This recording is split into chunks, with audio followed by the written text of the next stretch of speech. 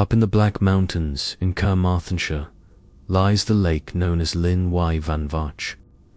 To the margin of this lake the shepherd of Myddvai once led his lambs, and lay there whilst they sought pasture. Suddenly, from the dark waters of the lake, he saw 3 maidens rise. Shaking the bright drops from their hair and gliding to the shore, they wandered about amongst his flock.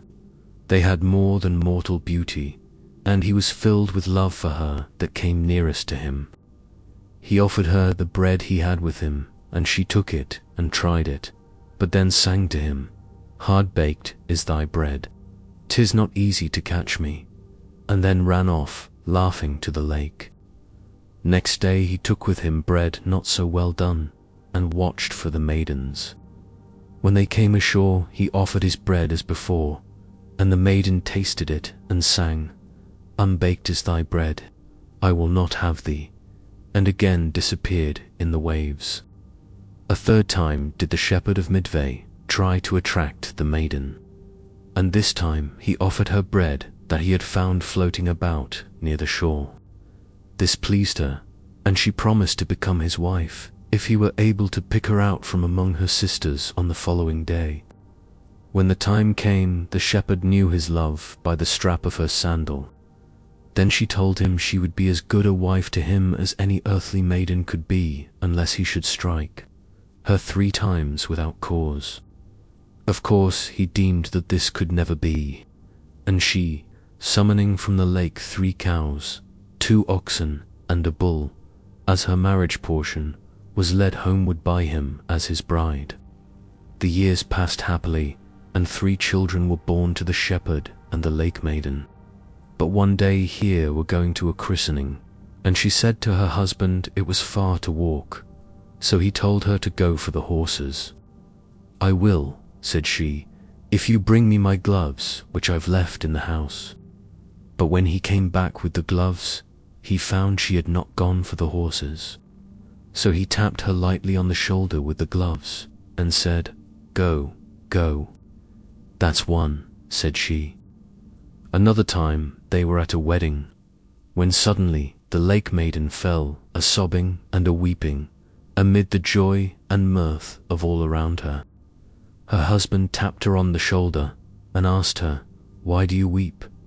"Because they are entering into trouble, and trouble is upon you. For that is the 2nd causeless blow you have given me. Be careful, the 3rd is the last." The husband was careful never to strike her again, but one day at a funeral she suddenly burst out into fits of laughter. Her husband forgot and touched her rather roughly on the shoulder, saying, "Is this a time for laughter?" "I laugh," she said, "because those that die go out of trouble, but your trouble has come. The last blow has been struck. Our marriage is at an end, and so farewell." And with that she rose up and left the house and went to their home. Then she, looking round upon her home, called to the cattle she had brought with her, brindle cow, white speckled, spotted cow, bold freckled, old white face, and grey garinger, and the white bull from the king's coast, grey ox, and black calf, all follow me home. Now the black calf had just been slaughtered, and was hanging on the hook, but it got off the hook alive and well, and followed her. And the oxen, though they were ploughing, trailed the plough with them and did her bidding. So she fled to the lake again, they following her, and with them plunged into the dark waters. And to this day is the furrow seen which the plough left as it was dragged across the mountains to the tarn. Only once did she come again, when her sons were grown to manhood, and then she gave them gifts of healing by which they won the name of Myddvai, the physicians of Myddvai. And so ends the tale of the shepherd of Myddvai, where love met legend, and the waters still remember. This story was taken from Celtic fairy tales, selected and edited by Joseph Jacobs. To read the full book for yourself, visit the Project Gutenberg link in the description below.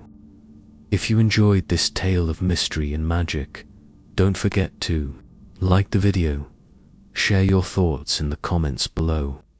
Subscribe and come back for more haunted tales from Britain's shadowed past.